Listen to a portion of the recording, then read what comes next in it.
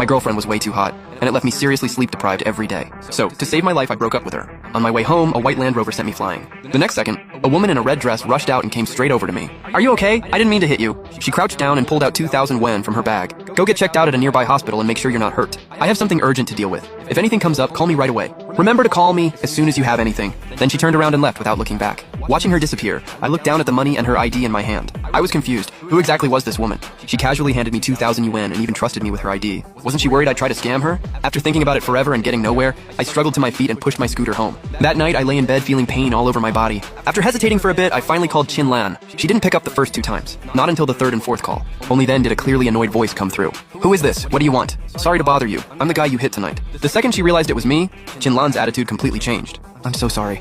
No, I should be the one apologizing. How are you feeling right now? Which hospital are you at? What did the doctor say?" Hearing her concern made me feel a little better, so I smiled and told her I was fine. It was just the outer shell of my scooter that got cracked. "As long as you're okay, how much was the scooter? I'll pay for it. The money you gave me is enough to fix it. It's just that your ID is still with me. When can you come get it? I'm tied up right now. Can I send someone else to pick it up?" I agreed and sent her my home address. After hanging up, I sat on a wooden stool and put medicine on my wounds. The scraped areas burned like fire. About half an hour later, someone knocked. I came out and opened the door. Outside stood a young man and woman with 4 big guys in suits behind them. I looked at them in confusion, just about to speak, when the sleazy-looking young guy suddenly grabbed my collar. "You've got President Chin's ID, right? I'll give you 2,000 yuan. Hand over the ID." I could barely breathe with my collar being yanked. I gritted my teeth and asked, "Who are you people? What do you want?" Seeing that I wouldn't cooperate, the young man got annoyed. He turned to the 4 thugs behind him and said, "Beat him." Right then, the young woman beside him waved her hand. "Vice President, this place is tiny. Just send them in to search it. No need to waste words on trash like him. Assistant Lin's right, that's on me." Then he shot me a vicious look. "Loser.